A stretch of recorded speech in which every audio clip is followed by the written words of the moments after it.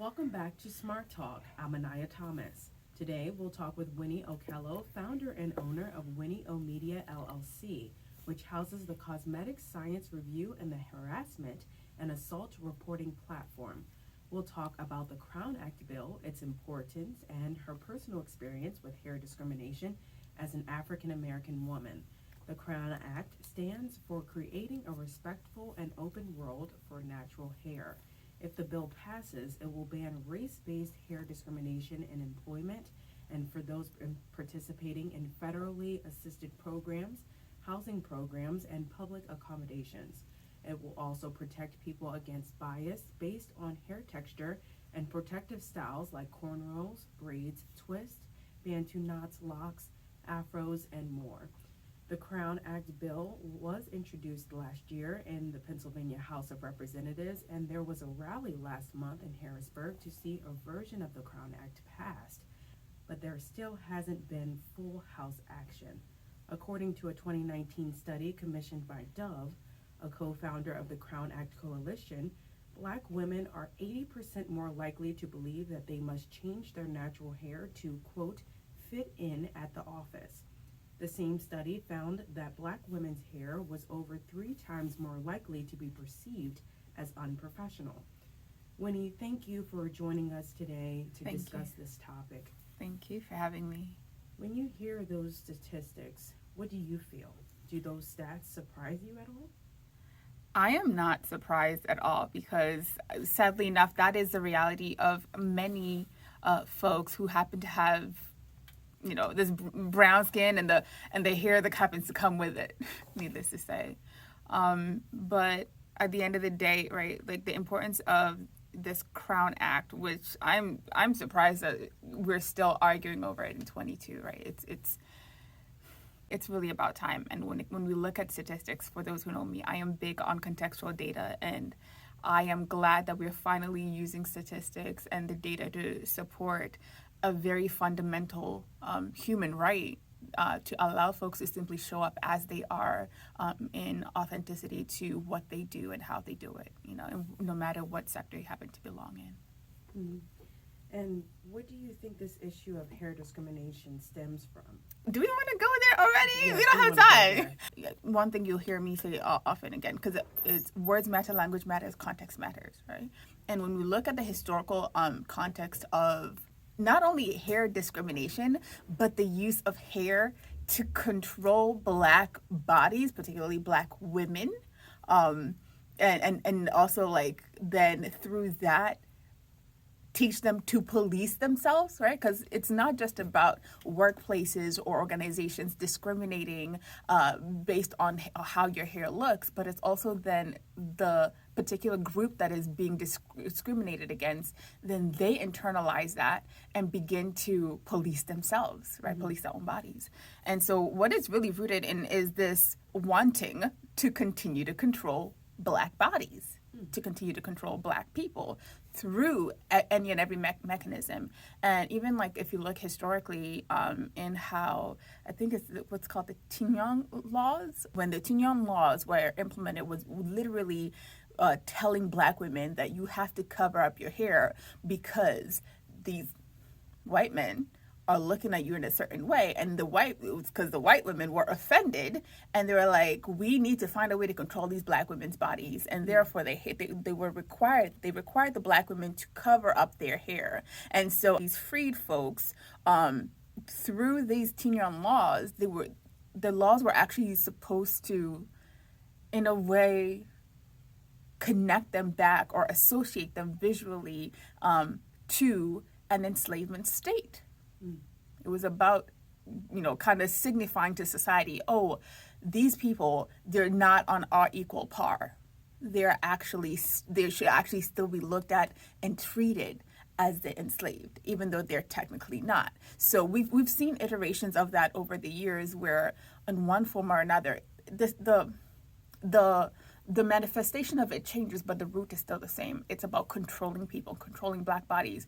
But on the flip side, right, there's this dichotomy of, yes, it is put out with the intention of control, but Black people forever be creating culture, right? Where even in those Tignon laws, when the Black women were forced to have to cover up their hair, they then, brought that African swag, and they actually ended up making it like a fashion statement, such that over time, the white women actually began to do the same thing because they saw how positively it was being received. And speaking of that African swag that you just mentioned, Hey. I know you are from Kenya. Woo, my people, correct? yes. So tell me a little bit about the difference between the African culture and how it's embraced there versus the American culture. Interestingly enough, I will say Black culture. I'm not just going to say American culture, but black culture really is American culture. Is the culture that America exports to the rest of the world, right? And even as an African who does go home quite often, that's one of the things that I noticed was how when Black American women shifted the needle and the perception of wearing and owning the normalization of natural hair, just allowing your hair to grow exactly as it comes out of your head. When we saw that shift, especially in professional settings in the last decade or so, when I went back home, I began to see more women wearing their natural hair, right? Like, because before it was either you would wear like just traditional braids, the 3-strand braids, or wigs and weaves were very popular, and relaxers and like texturizers, right? Or you just like kept it super short, right? Keeping it super simple. But now, over the last decade or so, we're seeing this like just autonomy and positivity and embracing just the just like the nuance of Black hair, right? For like into the innovative styles that people are able to do with their hair. Black women are some of the most innovative people. Like I am a student of YouTube University, and just seeing all the intricate hairstyles that people are kind of coming back to, but also innovating what used to be traditional but became seen as uncivilized when colonizers came to the continent.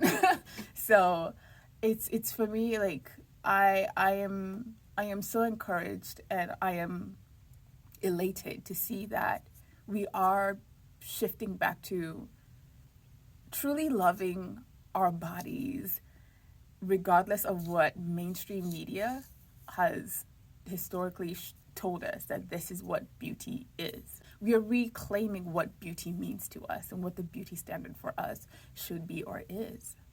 And how important is the Crown Act bill in that process of reclaiming that beauty?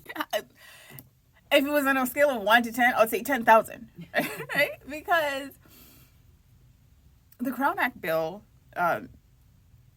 it not only says that, you shouldn't discriminate, right? Because technically it's an amendment to the Human Relations Act, which pretty much amends to clarify the term race to also include traits that were historically associated with race, such as hair texture, as well as protective hairstyles. And that's what we were not seeing before, was we were not seeing folks being allowed, right, whether overtly or covertly, to show up in their various professions just in their authentic self, just even in physical representation. And something, it seems so simple that it's just hair, but hair means so much. Hair is politicized. Hair is a reflection of how you feel, how you want to show up in certain spaces.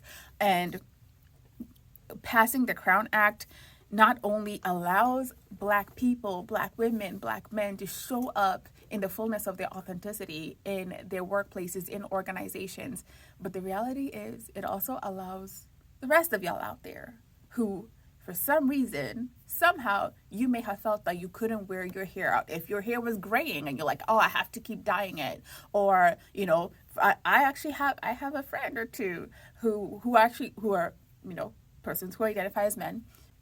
They cut their hair anytime they were going for job interviews. Right? The idea of like what is deemed as professional. Like, we're shifting that needle and saying, you know what? Let's redefine on what we are saying quote unquote professional hairstyle, because a lot of us were not at the decision making spaces when quote unquote professionalism was being determined as the baseline of it's this, it's not that. Yeah. So yeah, please get out there, support, sign the petition, both online and in person, however you can, because this act will protect not only the most marginalized among us, right, which is Black women, women of color, people of trans identity, and the LGBTQI community, but it also provides additional protection to everyone else who has contextual privilege across that hierarchy.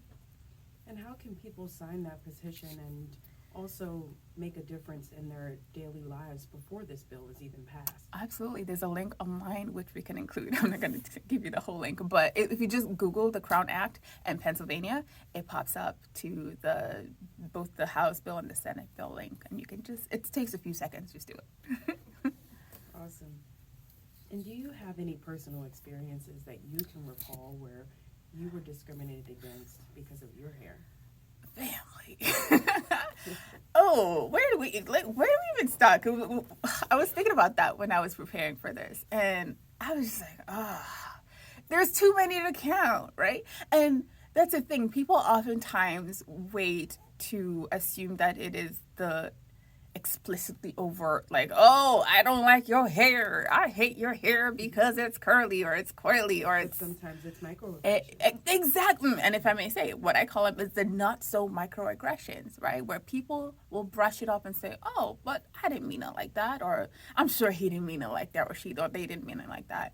But I ask, how many microaggressions, how many not so microaggressions does it take for it to be an aggression?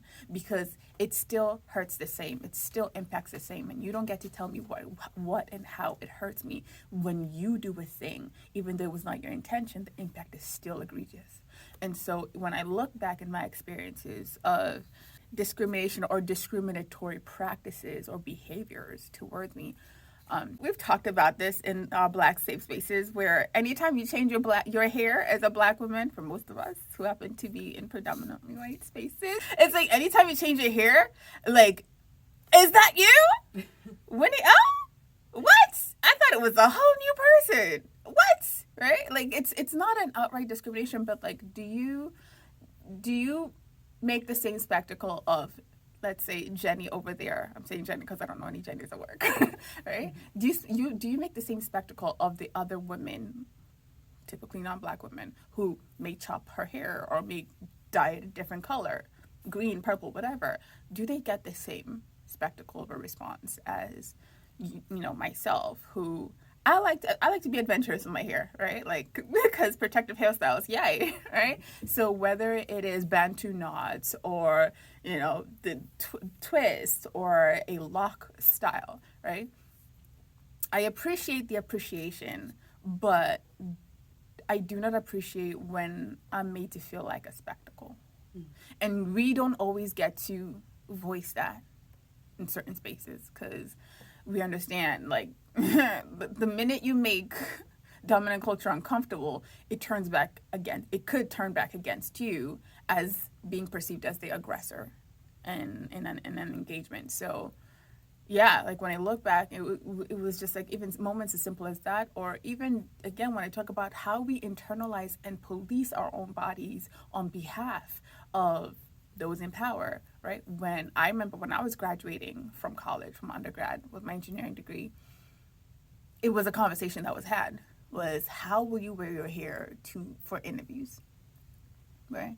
Mm-hmm. And I don't know how many of my white counterparts had to think about that, I have to do this thing to my hair so that I look more presentable, that I look more acceptable to my potential employer, right? So that I even stand a chance to really be considered for the job, right? And so I would say only until the last decade did I really then stop relaxing my hair or like going with like a tight bun to interviews, right? Thinking that, otherwise I may be discriminated against. And it's not, I have to remind people, it's not the outright discrimination, right? because we all have implicit bias. We all have a bias against or for something, and when you see somebody walk in, especially black hair is so politicized, right? And you know, depending on where you're raised, how you're raised, the environment, and the perceptions that you have about a grouping of people. If somebody walks in with an afro, you may think something about them. If they walk in with locks, if they walk in with like those free locks, the chunky ones versus micro locks or sister locks, you have a very different perception. If they have short hair or like, relaxed hair or just natural, like, or like we call them lines, but like plaited braids, you may have a very different perception of them. And all these things go into the decision making of whether or not you bring somebody onto your work culture. Because right, people like people who come and fit in, not people who come in and quote unquote look like they might disrupt the culture of your status quo. And in Kenya, for instance, Yes. no matter what hairstyle someone may have, Yes. are they perceived differently at all? Yes, right? Because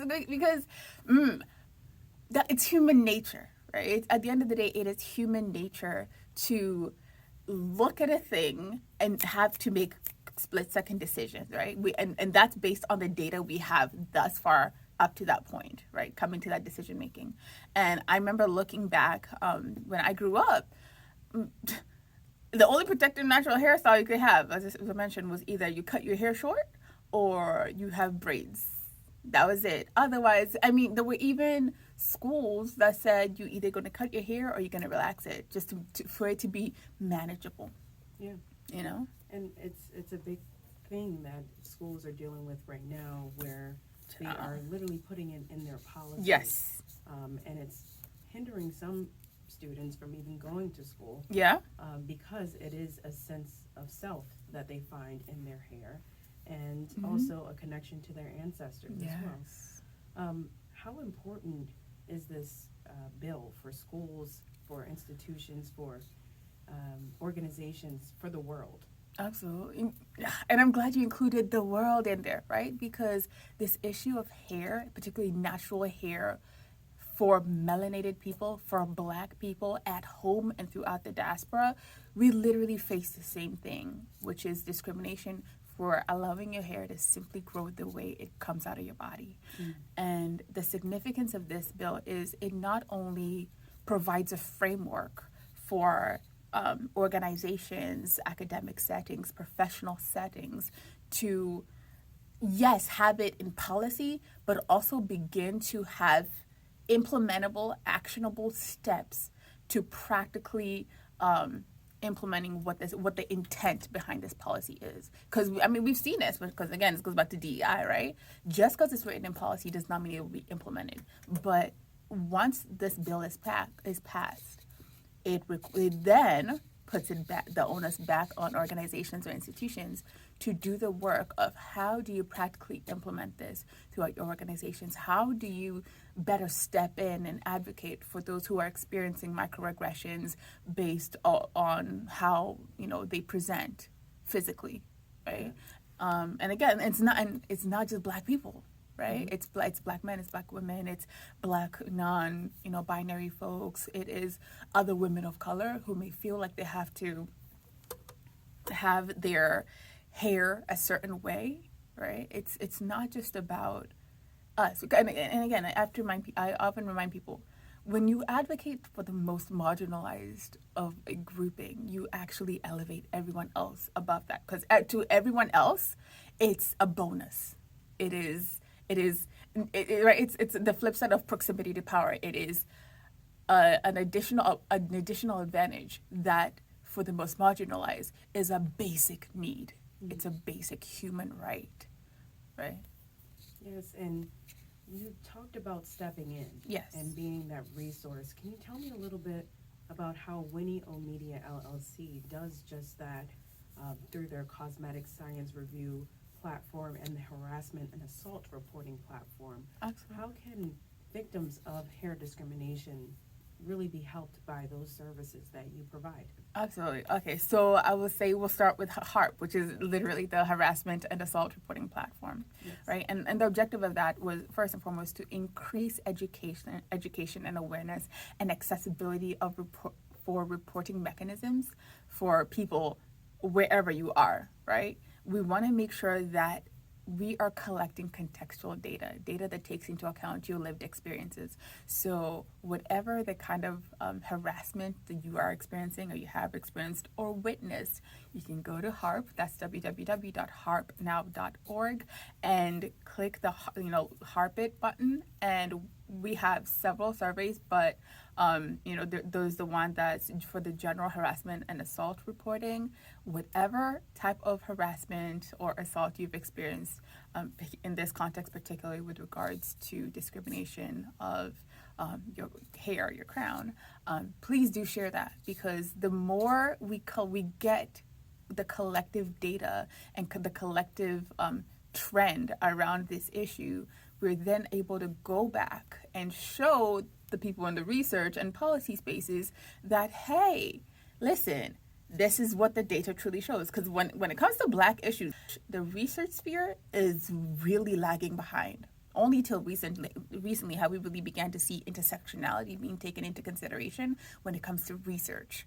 And so, again, with crowdsourcing platforms such as HARP, we're really increasing accessibility to the representation that is much needed in the decision-making spaces. So, yeah, if you've experienced or witnessed harassment or assault in context of hair discrimination, please do share your story and share your experiences, because that is how we better advocate for one another. It's across the social medias as well. That's at harpnow.org, HARPNOW.org. Share your stories, right? Because data doesn't really change people. Once we're able to tell the story of what the data points are, we're really able to move people, right? People will buy the story before they buy the product. And so we must begin to not only own our stories, but tell them unapologetically. Until we really begin to do that, we'll continue to be marginalized and looked at as being negligible data sets, right? Irrelevant data points. But I'm like, no, our stories matter. Like, we're more than just a data point, right? The fact that I'm a Black woman, an immigrant, a person who happens to rock their natural hair, right? It means something. It means the way I plan my hairstyles. When do I got to take my hair out? How long will it take me to do the thing? How does my wash day, right? How do I build that in around my schedule and so on and so forth? These are the things that I have to think of. How will they perceive me if I have a particular hairstyle? Still, that's all things HARP. And then on the flip side, with the Cosmetic Science Review, like, given that my background is in engineering, particularly civil and environmental, is this understanding of the Crown Act is not just about hair, right? It's about a human right, not just a civil right, but a human right that allows us to impact so many other spheres. So whether it's economic impacts or community health and safety or access to information and education opportunities, it goes beyond just hair.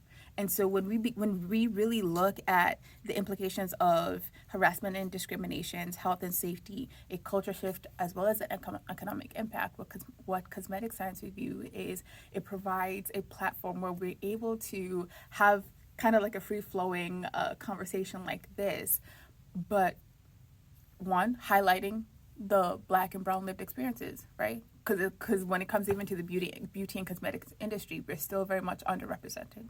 So being able to tell our stories and center our contextual lived experiences and how the beauty industry invests in Black people, Black bodies, Black representation from the consumer all the way to C-suite.